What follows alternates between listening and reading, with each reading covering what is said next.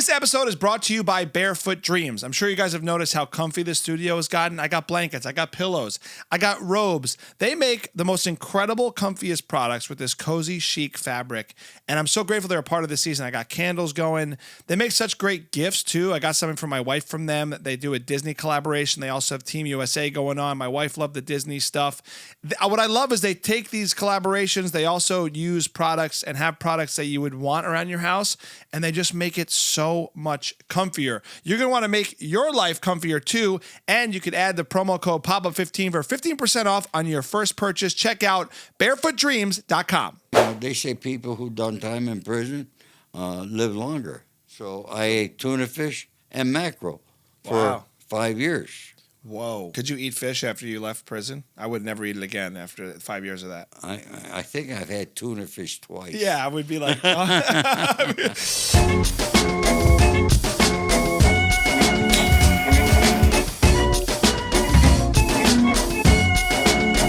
Yes, hello. Welcome back to the Pop-Up with Paul and Friends. Guys, thank you for subscribing, for being here, for listening.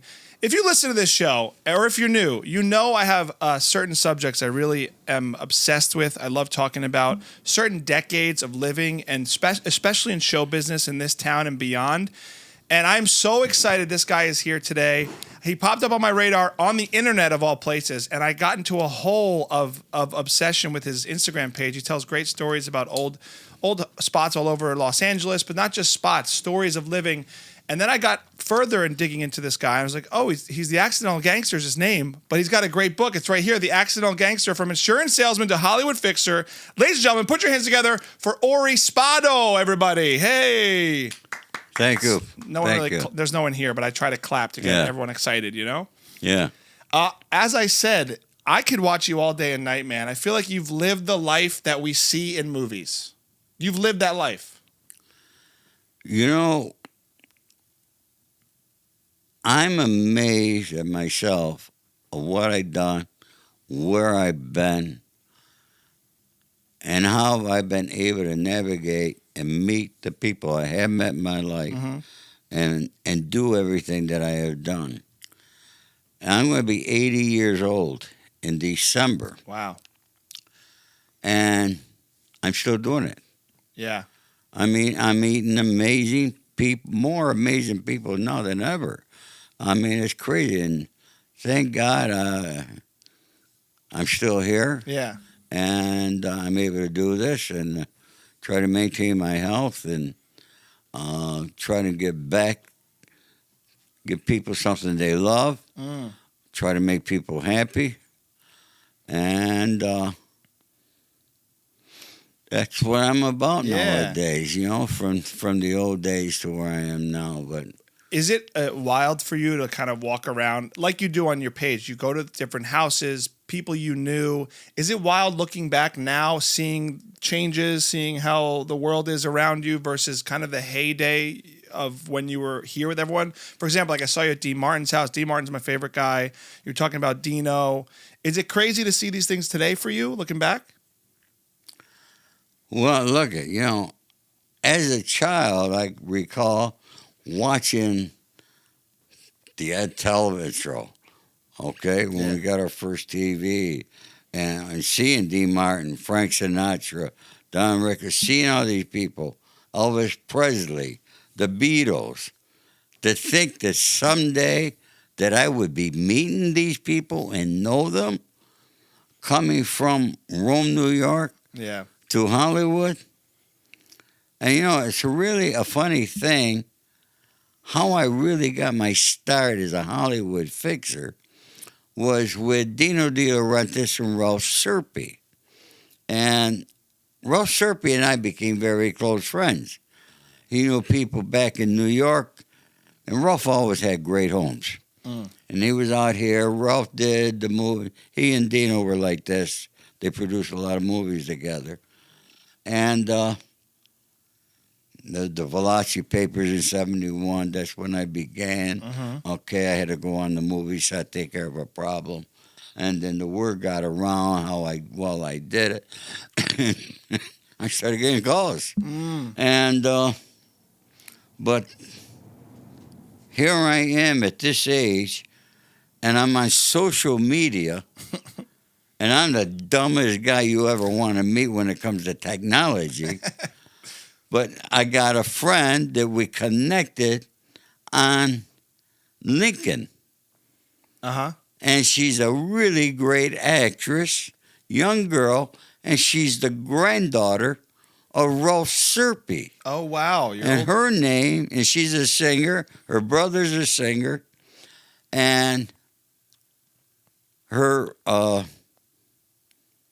father is Greg Avagan. Okay. Now, Greg Avagan, if you remember many years ago, he's from your neck of the woods, New Jersey. That's right. All right. Jersey guy. What, the bear, 201? it was a bear, movie with a bear. Oh, I don't know. Greg Avagan. Okay. BJ and the Bear. Oh, yeah, BJ and the Bear. Okay. Yeah. Very cool. And then he went on and did other TV shows. Yeah. Yeah. So, yeah, it's fun knowing your work now through social media. I mean, it's a great vehicle to get your stories out to this generation. Like, seeing your page, we also know you walk the walk. Like, you're not walking around, like, reminiscing about these guys. You were a Hollywood fixer for many years. You were in touch. You were friends with everybody. That's what is so cool to me. You were friendly with these people. I am curious, though, because we hear stories about people like you in Hollywood, especially Italians, especially, you know, the fixing that you do. Like, what went into when that first gig, when you're like, I got to fix a problem on set? What happened? Can you share how that happened? Well, you know something. It's no different than handling a sit down, okay? But, you know, my negotiation skills and everything comes from when I was an insurance salesman. And I was one of the top insurance salesmen around. I did a member of the $1 Million Round Table. And so it came from that, okay? I did it all without a gun, all with what's in my head and my ability to verbalize.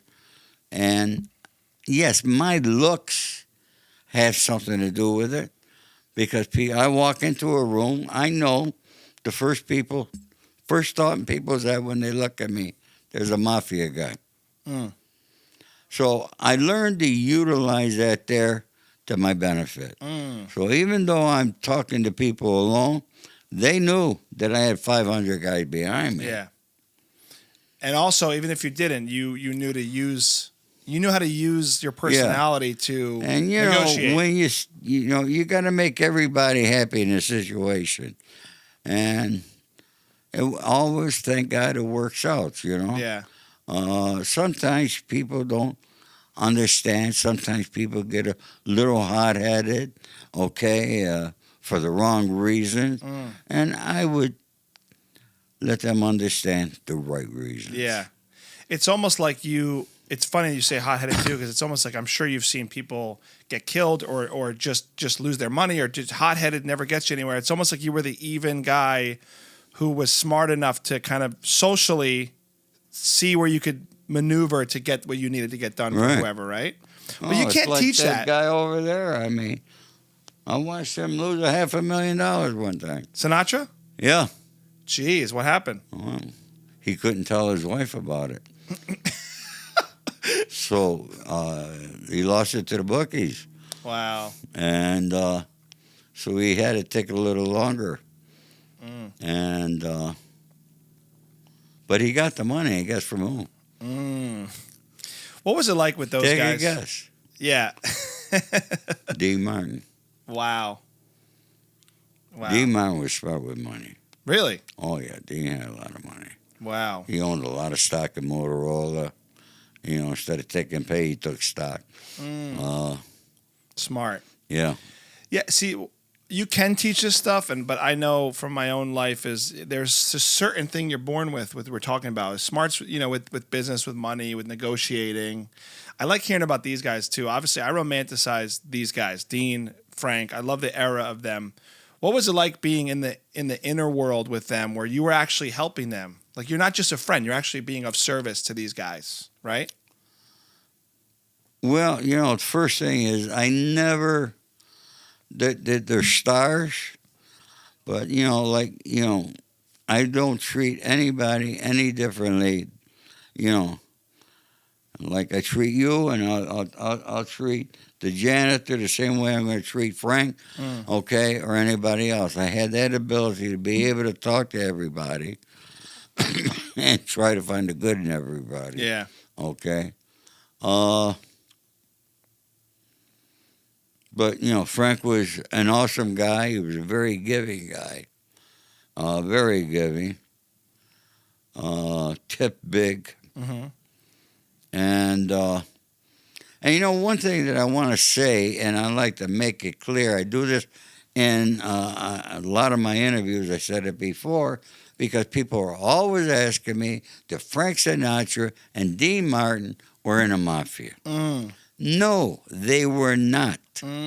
What people need to understand is back in the day, when these guys wanted to perform, the clubs they were performing in were owned by mafia guys. Right. And I just did this here at Dean's house, and maybe you heard it. Dean and I had more in common than we really thought about. Okay? We had Lou Perry in common. Who is Lou Perry? Well, if you read my book, you're going to find out that Lou Perry is the guy that introduced me to Sonny Franchise when Michael Franchise had a problem with my friend Walter Fison. Okay.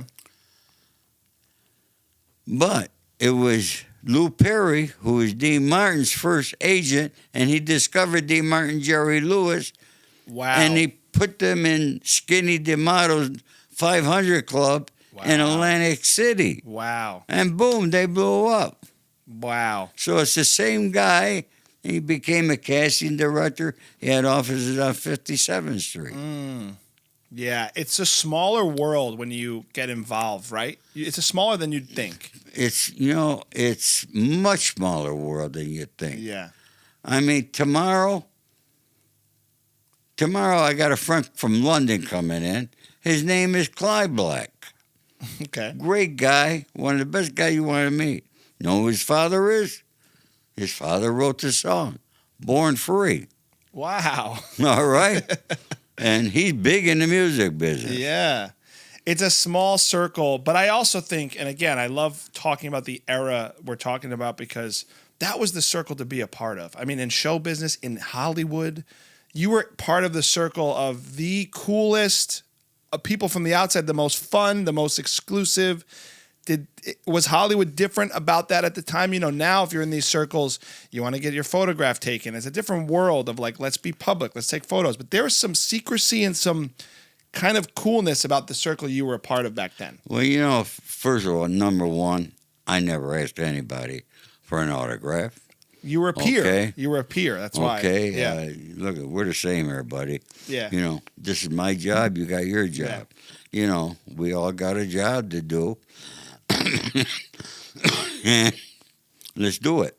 But, it's funny. On the way here, I saw something. And I see things. I saw something with Carlos Santana. Mm-hmm. And I'm thinking in my head, oh, my God. I'll never forget. And it was right after 9/11. Wyclef Jean, instead of flying, he wouldn't take a plane. So he was being produced by Carlo in Oakland. And Wyclef's birthday is October 10th, the same day as my daughter. So I flew up there, and I was in the studio, and I could remember I go outside to have a cigarette, and Carlos standing next to me, and he's smoking a joint, and we're bullshitting. Yeah. Things like that there. And I go, my God, how I do things, just on the spur of the moment, I do this, and I end up with some entertainer or movie star next to me. Sure.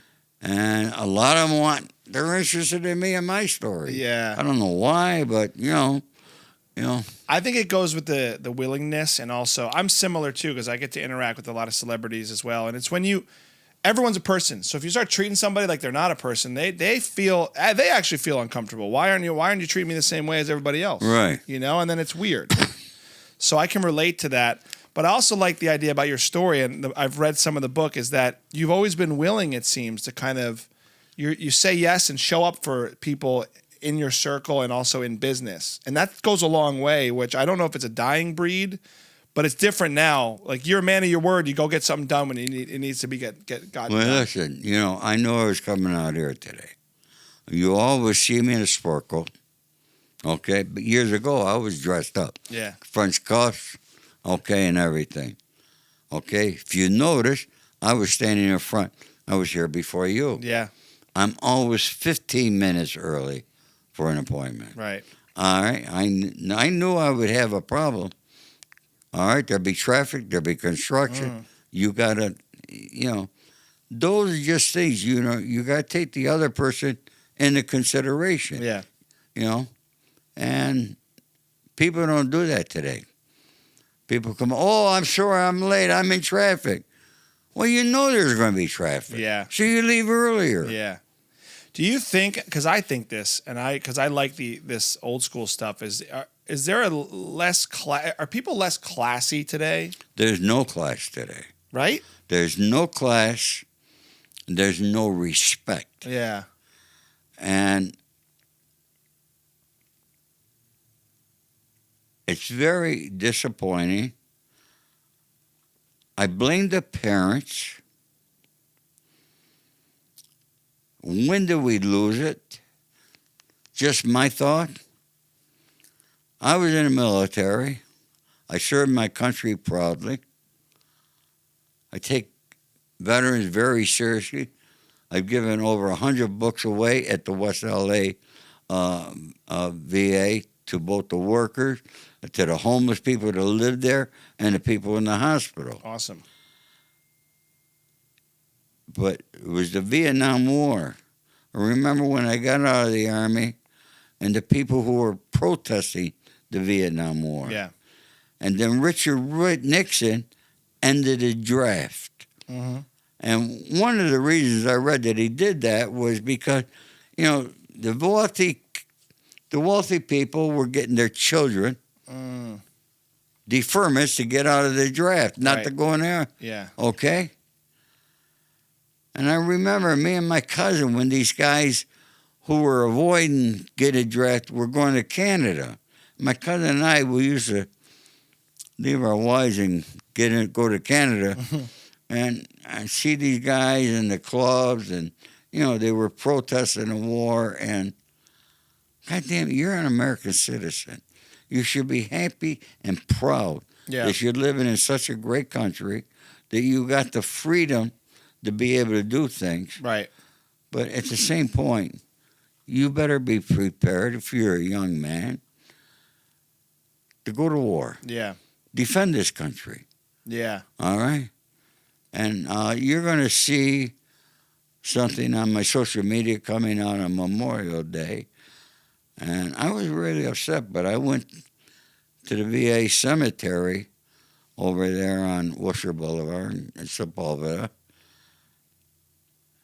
And there's thousands and thousands of graves, all right, of our fallen soldiers that gave up their lives so we have freedom. Yeah. And people don't realize most of them are the ages of 18 to 21. Yeah. And no longer here. Yeah.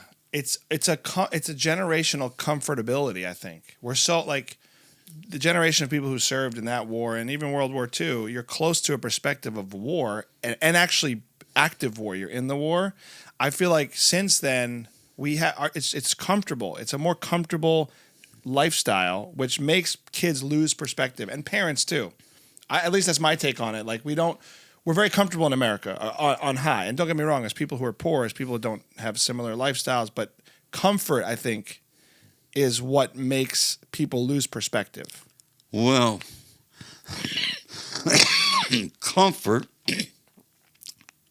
people get comfortable very easily. Yeah. And they forget the world that's around them and why we're here and the purpose we're here. And they don't realize we're only here for a short period of time. We're here a blip in time. Yeah. Yeah, and what do you do with that opportunity? Yeah. Approaching 80 years old, and I was telling somebody yesterday, that most of my friends are dead, Mm. and a lot of them are in prison. But a majority are dead. Mm. I'm still here and for a purpose. Sure. And, we should be grateful for every day that we have. And I try to make somebody's life happy every day. That's nice. And I ask others to do the same. Mm. That's great. Do you people ask you for advice now at your age about Yes. what's the key? Oh, I mentored a lot of young men to stay out of a life of crime. Mm. Teach them to become an entrepreneur, how to find something that they love doing. Okay, you got to love what you're doing. Sure. You got to love life. Yeah. I love waking up every day, doing something. Yeah. At my age, Yeah. where are most people my age? They're retired. Yeah. People ask me, "You retired?" I go, no. Mm. Okay, I'll never retire. But that's why you're still spry. I mean, if you don't use it, you lose it. Is a real thing. If you just sit Right. on the couch every day or the beach and I love the approach of getting up every day because we can get comfortable and forget that or in pain. You don't want to do anything. It's not. It will make you less physically active. I feel like I try to walk at least a couple miles every day, that's great. and I also love that you're mentoring kids to become entrepreneurs because I heard in your book you said, don't do this life. You gave advice in the beginning of the book. You're like, if one thing I'd say is don't do it. That surprised me because I see you and I go, this guy's living fast and fun and with the people and doing so. But your advice, you wouldn't want people to get involved in this type of life like you said, like you did. You said, in a life of crime, I guess so. Yeah. no. Yeah. No, you're going to end up in jail for sure. Mm-hmm. And if you don't go to jail, you're going to end up dead. Yeah. It's those two things. Those two things, those Yeah. are your choices. Yeah. But you can't beat the law today, Yeah. okay? Yeah. Look at Everything's. you see in my book, I talk about a guy, Frank Costello. I was telling somebody a story today, actually. Remember Walter Winchell?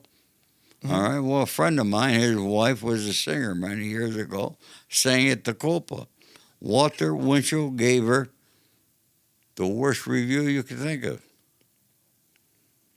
No, she happened to be living with Frank Costello's brother, Eddie Costello. Oh boy. A phone call, Frank Costello got wind of it. He made a phone call to Walter Winchell. Next day, Walter Winchell retracted it all. Wow. Those kind of things don't happen today. Yeah. But that's the class that Frank Costello, Meyer Lansky, okay, Lucky, all these old-timers had. Russell Buffalino, Yeah. who I knew. Carlo Marcello. Yeah. Okay, that's the class that these guys had. Yeah. And people don't realize. They look at us, we're gangster. In the 1900s, when we started coming over here, okay, you think that this thing at the border is something new? No, it's nothing new, folks. Yeah. It's been going on.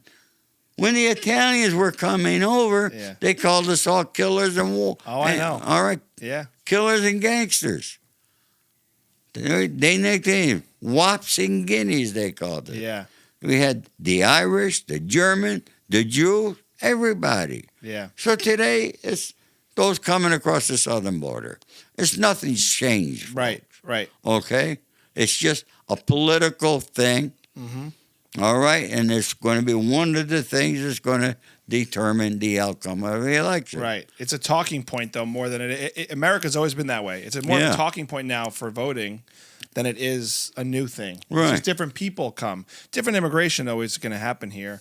But to your point, I always kind of rail against people kind of forget that Italians had it hard when we came over. Because I joke we gave them great food, we gave them great movies. We kind of made America. We gave it some spice, All Italians are not gangsters. The Right. majority of them are good people. Yeah. And like you said, the good food, all the good things they do, artwork, you name it.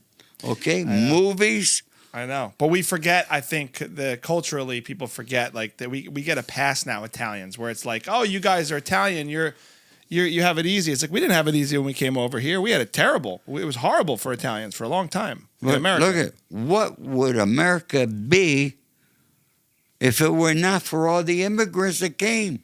Amen to that. I know. I wouldn't be sitting here. You wouldn't be sitting here. I wouldn't be here.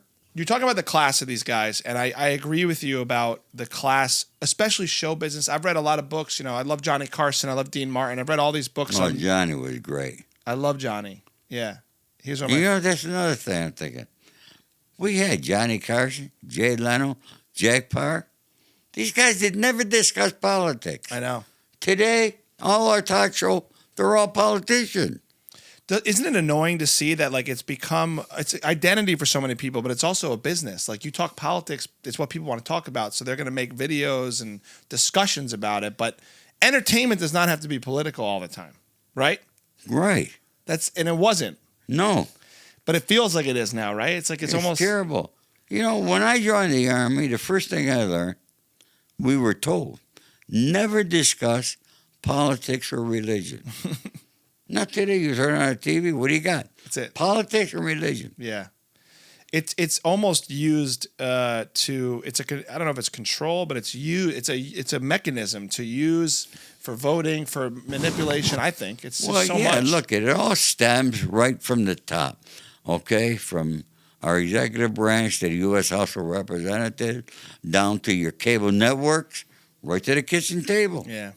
But don't you think, and you know from the life you lived and how we grew up as well, how I grew up on the East Coast with a mix of people, 9 times out of 10, if you turn the TV off and you have a conversation with somebody from any creed, any political, any religion, you can break bread and find common ground. It's like we're almost sold now. Do not. They're different. They're this. They voted for this. They believe that. It's crazy. It's very polarizing. Yeah, we could agree to disagree. Exactly. Okay, you might like Biden, I like Trump, or vice versa. We could still be friends. Yeah, but that's going out of style. But that's out of style now. It's like you can't. People think you can't. People who love Trump hate the people who vote for Biden. And the people with Biden hate the people who vote for Trump. That shouldn't be happening. It must be wild from your vantage point to see that, because even I grew up in a way where, like, it wasn't about who you voted for or even your religion. It was about the person you were. We have these, like, labels now that become like, this is who you are. You did this one thing, I'm not going to be kind to you. It's wild. You know, when I got out of the Army and I ended up going back to Rome, New York, the first thing my father did was take me to register to vote. And he told me to register as a Democrat. And I asked him, Dad, why as a Democrat? He said, because they'll let something fall out the truck so everybody eats. So I was a Democrat. When I moved to California, I changed to Republican. But after thinking about everything and the way I am, because I really read the ballots, I really read the measures and everything, okay? And now I'm a non-affiliate. I'm not affiliated with any party. Okay, so I'm one of those independent that they got to fight for my vote. Right. Which is honestly seems to make more sense today because of how polarizing it is. It's too polarized. Yeah. Why do we only have two parties? Who invented it? Or when they said the Republican and the Democrat, that was the beginning of division right there. Yeah. Yeah. It's interesting thinking about the history of the country, though, how far it's kind of become crazier and more one side versus the other. Since the history of the country, I do think people are craving the connection with the opposite. Like, it's like we're sold this idea that we're different, but like I said, you break bread, and like I wish there was more of that today. It seems like it's harder and harder to break through to people. They're so like warped by what we're watching. Well, look at here's these things right here. Okay? Go into a restaurant, see a young guy and a gal out on a date. They're sitting at the table looking at their phones. Okay? They're not talking to each other. Yeah. So the young kids are not communicating. Yeah. The only way they're communicating is texting or emailing. I know. It's not real connection, though. And that's not a connection. To your point, man, I had this dream. I feel like you would love this. I always wanted to open a supper club with today, like the old days, where you could smoke inside and no phones, and we just do jazz, crooners, and comedy. And Oh my God, I'd be your best customer. maybe, I could sit there, have a drink, and smoke. Because yeah, I smoke. yeah, I know. And by the way, you're so healthy and you still smoke. That's a whole nother anomaly about you. Because they always say, you got good Italian lungs, man. I got something going on. Yeah. You know what? People say, I never thought I was going to live to 63. Okay. My father passed away at the age of 62. Wow. Okay. He was a diabetic and he had heart problems. I'm a diabetic. I got stents. Mm-hmm. I don't know. Maybe, they say people who done time in prison live longer. So maybe it's my prison time because I ate healthier. All right, because I couldn't eat the food they served. And thank God my children made sure my commissary was flush. Really? So I ate tuna fish and mackerel for Wow. 5 years. Whoa. That's why, though. It's Yeah. one ingredient, And simple I was protein. walking 7 miles a day. Wow. Could you eat fish after you left prison? I would never eat it again after 5 years of that. I think I've had tuna fish twice. Yeah, I would be like, I'd be done with fish after that Yeah. much tuna. No, I like fish. But tuna, you can't do anymore. No. Yeah. I made scallops the other day. In my mind, I know this didn't happen for your time in prison as you're describing, but I think of the Goodfellas kitchen scene, when they're making the sauce and he's cutting the so garlic. In Brooklyn, the Metropolitan Detention Center, you got all the Italians there, okay, off the different families. We had our table. I want to tell you something. At Christmas, Thanksgiving, these guys, they baked pies. We had the pasta. You think you're outside. It was good. I mean, we had a lock on the kitchen. Everybody contributed something. How it's depicted in Goodfellas is my favorite movie ever. It is something about Italian pride and men, even being held against their will in a prison. You're still going to find a nice community. You're going to sit together. You're going to figure out a way to eat good, like no matter what, right? That's something that's in our DNA, I feel like. Yeah. It has to happen. I tell you, some of these guys, one guy made cheese. It was so freaking good. I don't know how he did it, but he get this ingredient, that, and he had some socks, and he did it in his cell. And when he served it, holy shit, it was great. But mozz? Like prison mozz? Huh? Like mozzarella? Prison mozzarella? Yeah. Wow. It was great. That's amazing. When there's a will, there's a way, man. That's what I'm saying. It's a squeaky wheel Italian thing. I feel like is innate in our culture about surviving, and it's our roots in Italy. I mean, it's peasant food. Things. A lot of Italian ingredients come from not having money and just what was there. And look at it as a child, because we didn't have the money. Pasta Vajol. Today it's a delicacy. It's crazy, right? I love when Dean Martin sings about that too. Pasta Fazool, he says, right? Yeah. You said earlier, you were talking about the class of some guys. You mentioned some big names that we know, Meyer Lansky and stuff. So you made me think of a question to ask you. Who is the scariest person you've ever met? And you seem like a guy who's not scared easy. I was, honest to God, I can't think of any guy that I've been afraid of or have had fear. Sounds like they were afraid of you, if that was the case. Maybe that could be. I don't know. Fear is something that I don't have. I'm going to be 80 years old. Yeah. You know what I'm doing when I'm 80 years old? What? I'm going skydiving. Get out. Yeah. Oh, that's amazing. Yeah. So you still don't have fear. You don't have fear of anything. No. Wow. That's great you're doing that. That's awesome. I've done it once. It's crazy. Yeah. It's the coolest feeling, though. Oh, yeah. You're going to love it. Yeah. My kids are all coming out here. That's a blast. You got to film it. You're going to film it? Yeah, I'd like to get a news crew out there, man. That'd be awesome. Wait, when are you doing it? I would come film you. December 17th. Here? In In California? here, yeah. Hey, I'll take you up on that, man. I may try and get out there with a camera crew. That'd be incredible. I'm serious. I've done it. I've actually filmed skydiving before with somebody. Yeah? I jumped with a girl with Down syndrome, 21-year-old girl, second girl in history to do it with Down syndrome. Yeah? In New York, upstate New York. Yeah. Yeah? Amazing. Where in upstate? Like an hour, soon, like the New Paltz area. Like My son goes skydiving. He goes to the the Keys in Florida. That's beautiful. That's awesome. You're doing that. So it almost seems like, based on your upbringing and also hearing stories in your book about you as a kid, you weren't a fearful guy. You were a guy. You kind of took what you could, and it's a personality thing too. The fact that you have been around these figures, because if you had fear, maybe you wouldn't have done as good in business with so many figures you've done good business with. I think if I had fear, I probably wouldn't be alive. Right. Okay. I never became a made man, but that was my doing. Yeah. It's up to you. I was asked twice. Sonny wanted to propose me in New York. Jimmy Kotze, we came this close in California. Or me taking that button. Wow. All right. And I could remember. And we were all at my house.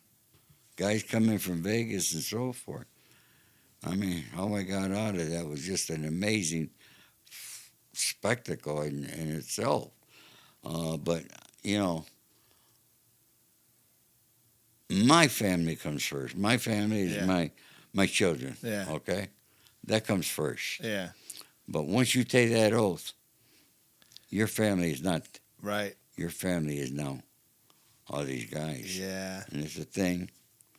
But one thing that I did do, I knew what the rules were, the politics, and there's policies, political bullshit, like any other organization. I knew what they were. I abided by them. And I was very respectful. I knew when to keep my mouth shut. Yeah.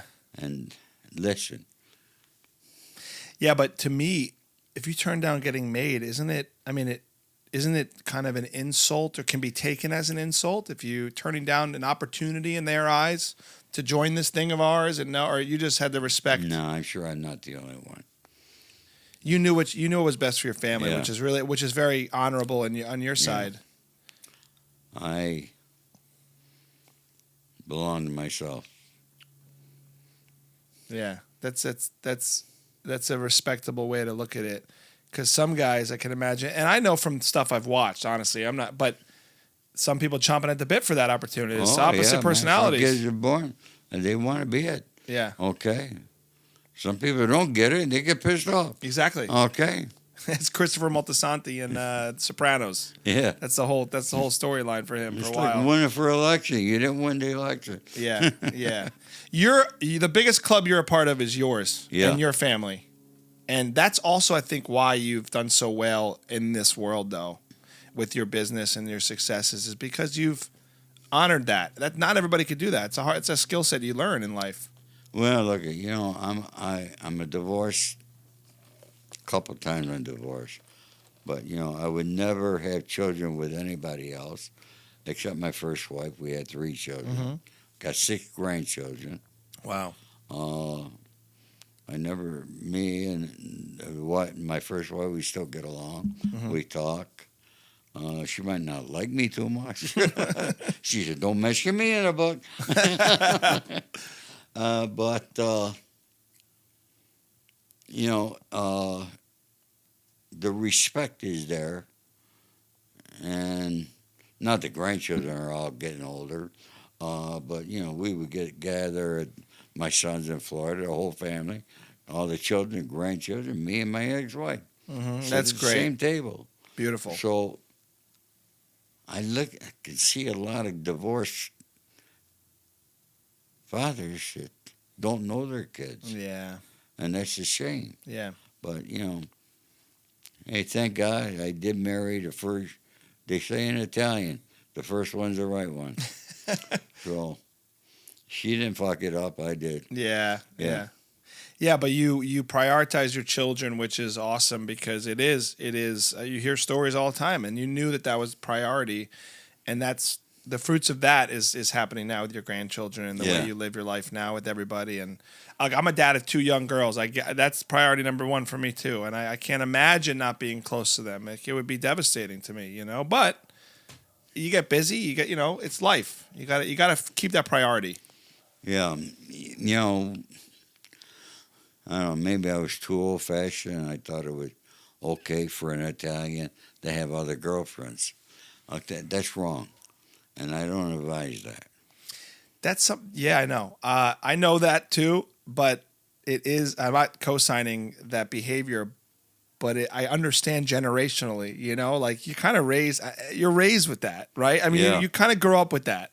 I'm not saying it's good behavior. I'm just saying, like, you see this in movies, you see the gumad.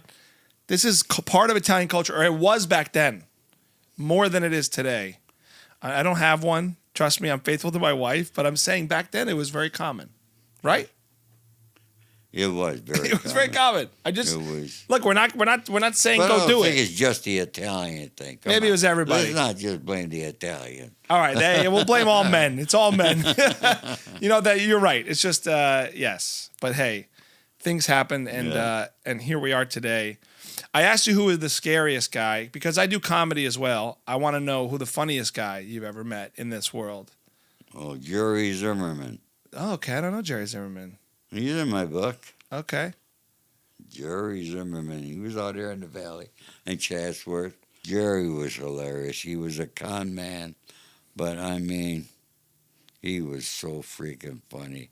I can't even imitate things. Jerry was maybe like 6'5", 6'6", full head of gray hair, full head of hair, big guy. But you'd be in his office talking with him, right? And he'd get a phone call, he'd be talking to a guy, and then he'd take the phone, and he'd put the phone in his drawer. And he'd be talking with you. He said, that guy don't know he's in the drawer. And then one time, he had these guys.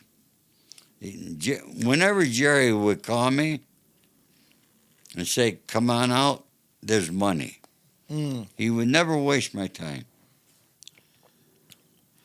And one time he said, okay, we're going to have a meeting. I got these two guys coming in. They were coming in from Minnesota. And I go on. Jerry always had an outfit. It was just a prop. He had no need to have it. It was just for him to go so he had some place and, had a warehouse full of old furniture. But so I go to his office that day. He's got these two guys. And he's got his office dark. The guys are sitting in chairs in front of his desk. And he put a chair on the side of the desk for me to sit down. So he and I are on the same side, right? I sit down. And these two guys get up. They come, kneel down. They kiss my hand. Fucking Jerry. Jerry set this up with these guys. Okay? Because these guys needed money. They were looking for like $12 million. Oh, my gosh. Okay? And Jerry says he can get the money through me to the mob. Of course, they had to come up with money. And we normally end up getting $150,000, $200,000 from the people. Okay, wow. Jerry was the best comment, but he was funny. Yeah. He made you laugh about robbing your money. He'd be stealing from you, but make you laugh on the way out. But these guys, I'm sitting there. I never expected it. But, you just go along with Jerry. This fucking guy's nuts. All right? But, oh, my God. That's funny, man. And, oh, great. I got a million stories with Jerry Zimmerman. It's amazing. I'm impressed with the amount of the wealth of knowledge and stories you have. You got a great memory, which I keep. Thank the Lord for my memory. It must be whatever you've done health-wise has helped you with your memory. You drink and smoke, you said too, right? I usually drink. I don't drink very seldom now. Okay. Once in a while I have a tequila. Nice. But smoke. I take 2 or 3 puffs from a cigarette. I put it out. I'm a homeless man's dream. Yeah, when I throw my cigarettes away, they're gathering them on the streets. Yeah, that's funny. Like crazy. Oh, man. Because they almost got a full cigarette. People say, why do you smoke? Just a little bit, right? Just a taste. I mean, that's a good way. I guess it's moderation because we always find as we get older, people are always looking for tricks. It's like, what is the thing? I interviewed a guy once who was, I think, over 110. He was the oldest barber in America, actually in upstate New York. And the guy ate spaghetti every day because everyone always wants to know. They're like, how do you, and guess what? You'll appreciate this. He went to work. He was a barber. He was still working. Really? On his feet. So that's. Is he fat? No. Eat spaghetti every day? Spaghetti every day. Lean guy, drove to work. I don't think he should have still been driving. But the point is... See, that's one thing I can't do. Because I'm diabetic. It's one of the things the carbs in it. You know? Yeah, it's different for everybody. But I know when I love it, I'll have a dish. You know, I'll make a pound. People where I live, they love me. I eat a little dish and I give it to my neighbors. That's nice. I make pizza here now because I don't like the pizza in LA. But you told me there's a good pizza spot. But you could do low carb now. That's a whole different world of carb. Where you can go low for diabetics, and there's a lot more products now than there once was for you guys, at least, which is good, right? Speaking of restaurants, I've looked up some history here. I love old places. My favorite places to go in my life are old school. I go to Musso and Frank's at least like every other month here in LA. It's my favorite steakhouse in LA. I get the martinis there. I have great nights. In New York, I go to all the spots. I lived in New York 10 years. So many Keen's, all these great old haunts, right? I smoke cigars. What to you was the best spot to hang with these guys this era here that you always went to? Was it? I don't know. I don't even know enough about Hollywood to even take a guess. You're gonna not even know the place.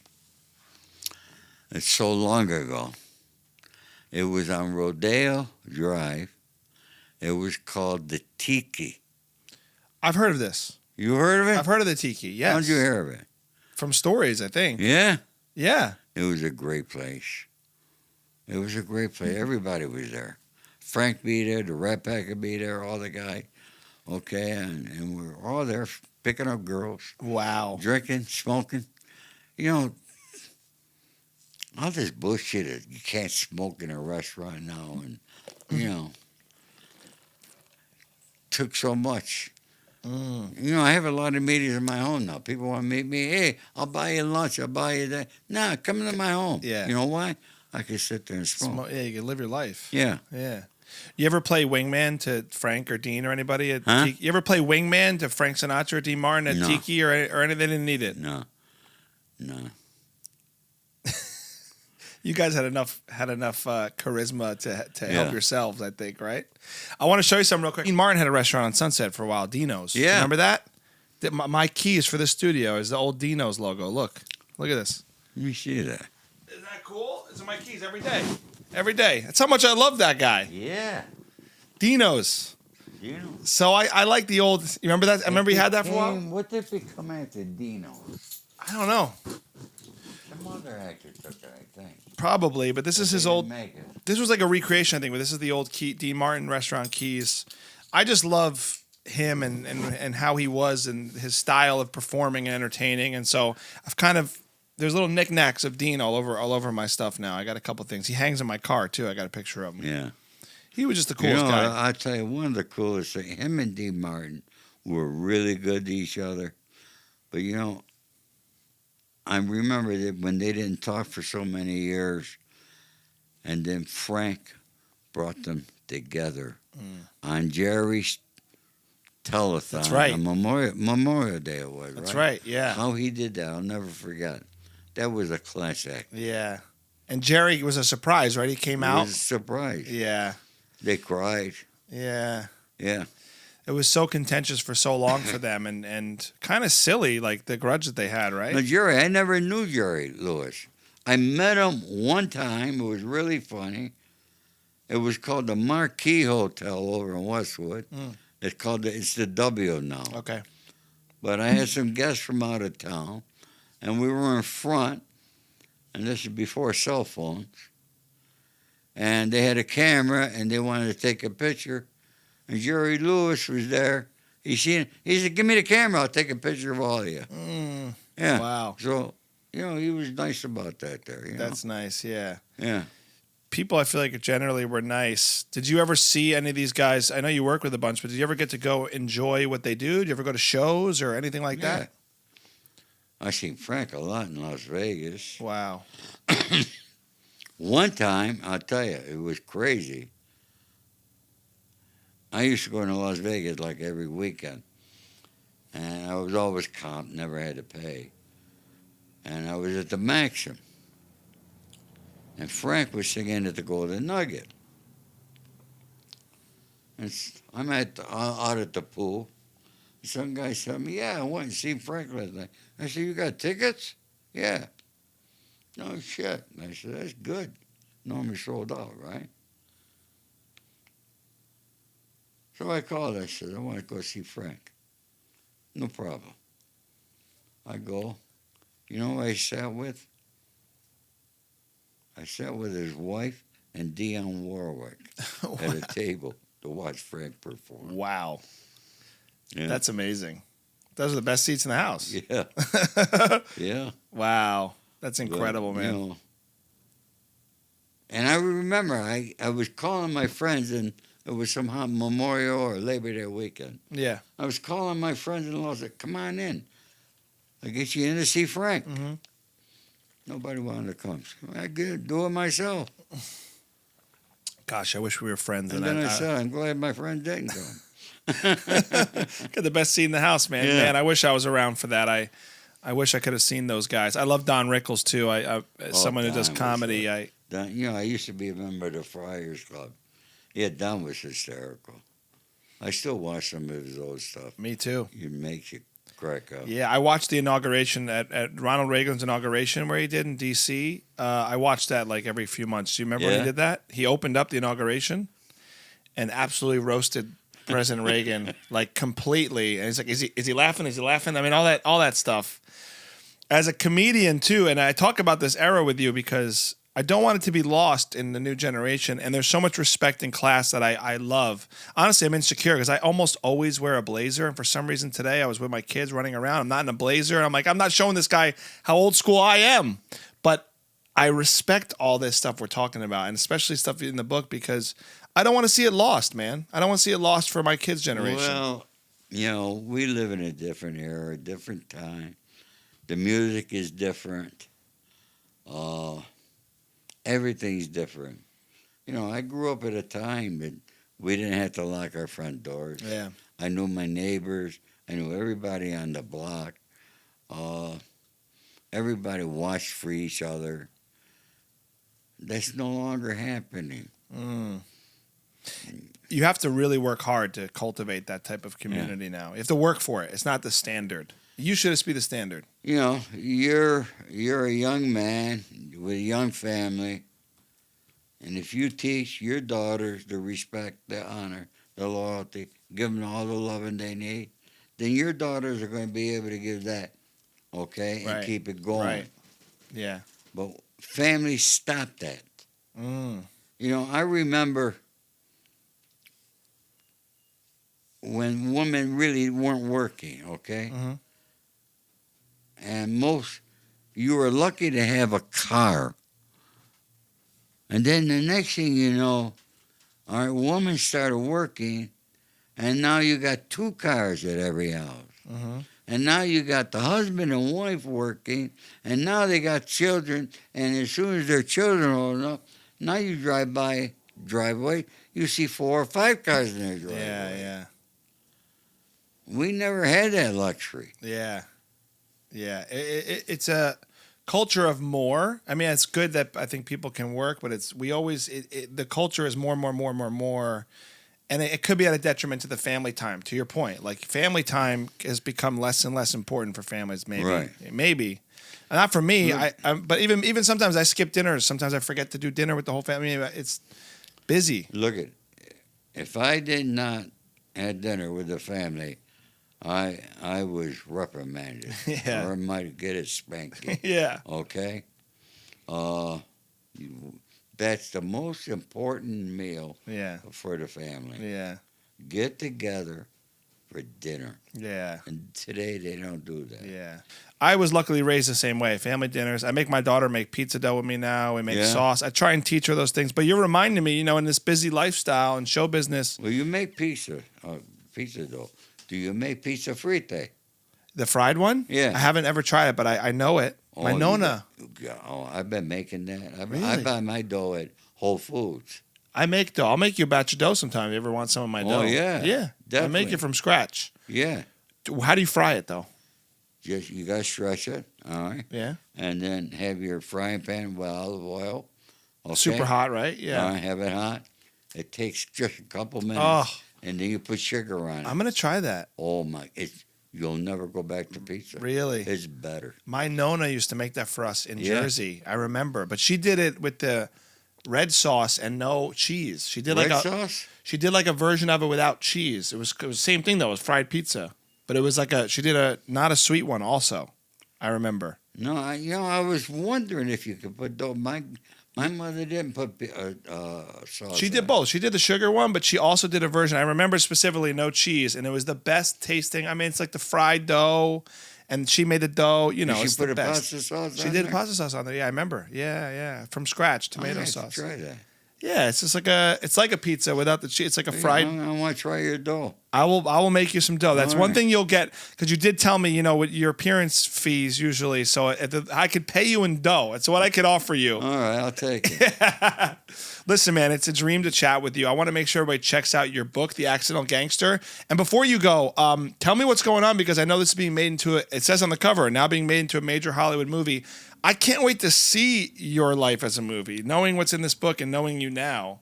How's that going? It's George Gallo, writer and director, who did Midnight Run, Bad Boys, Middlemen, whole slew of other movies. Call Me Sunday. He's been working on it for a few years. People think you write a script in a day. No. It takes time. With these good writers, like you see, Nick Pileggi wrote a blurb. Nick's a very dear friend. He wrote Casino, Goodfellas. He's got a new movie coming out called Alto Nights with De Niro. Took him 5 years to write it. Wow. George called me Sunday. He says, Ori, within 2 weeks, I'll be sending the script. I'll be finished. I'm sending it to you, Anthony, and Sean. Anthony's my son. He's a producer on it. And Sean Robbins, another producer. Mm-hmm. He did Mortal Kombat and a lot of other movies. He said, Ori, I never say this. He said, but this is the best script I ever written. Wow. He said, it's better than Midnight Run. Whoa. I said, holy shit. So, it's almost 1 week. We got another week to go. That's great. Oh, my God. Now, wait. Who's your dream actor to play you? Do you ever think about that? You know, people always ask me that question. And when we began, they said, Ori, who do you want to play you? I said, Denzel Washington. They said, what? I said, yeah, Denzel Washington. He'd be amazing. Yeah, he could do it. I said, they said, why Denzel? I said, because Denzel could say more without ever opening his mouth. Yeah. He's great at that. Yeah. You know? So much in the eyes and the expression. And that's so important in what I did. Yeah. Of not saying nothing, but you are. That's the best actors, in my opinion, do that. I mean, like James Gandolfini. I'm rewatching The Sopranos for like the 10th time, but his eyes in that show, he says so much without saying anything. Yeah. And it sounds like in the life you've lived, you've said a lot of nothing by saying a lot of something. Right. So Denzel's a good one. I like that. That's a good answer. Maybe it could be Denzel. Who knows? You never know, man. It would be different. Who knows? Well, listen, it's an honor to have you in here because I get to chat with the real guy before the movie's out. I get to say now you were on our show before the movie came out. How cool is that? I want to implore everybody to go check out The Accidental Gangster too. I have the hard copy. Thank you so much for this. I picked it up on Audible, and it's actually I want to tell people it's really fun to listen to as well. You got a great guy narrating it. It's not you. It's another guy. Not me, but he sounds a lot He sounds like you, and he's got a good kind of like draw where like you're in. I started listening to it a week ago. I'm flying through it. It's really entertaining, truly. So check it out on Audible. Check it out here. And I want to read actually what Nick go said. to my website to get an autograph copy. That's awesome too. Ori provides the details of this time in the life and his long battle with the FBI, whose overwhelming resources made it a fight that was impossible to win. No. Yeah, there's a lot. That's what Nick Pileggi said. I love that you're friends with Nick, who wrote two of my favorite movies of all time, Casino and Goodfellas. That's incredible. What a good seal of approval on the book, getting him to sign off on that. That's nice, right? Well, John Connolly wrote bestseller with James Patterson. Jack Gallardi here, agent at ICM. You got all the people, man. I I just flipped through here and saw Regis Philbin pop up. I mean, everybody's in here. Are you glad you came to the Valley to hang out for a little bit? Yeah. You have fun? Thank you, Ori. Guys, thank you for watching the Pop-Up Show. We'll see you next week. Give it up one more time for Ori Spado, everybody. And still no claps. Sorry, Ori. Spado. Ciao. This episode was brought to you by Barefoot Dreams, the coziest and comfiest products I've ever felt. I got blankets, pillows. I got robes now. My wife got a robe. They got me candles. I mean, they do everything you could ever need. Clothing, decor, things for the house. It's never ending with the products they provide. And it also is the comfiest products I've ever felt. And if you don't know them, you will really be shocked by how comfortable everything feels. It's called Cozy Chic Material. What you're going to want to do is make your life incredibly cozier. Check out barefootdreams.com and enter the promo code POPUP15 for 15% off your first purchase.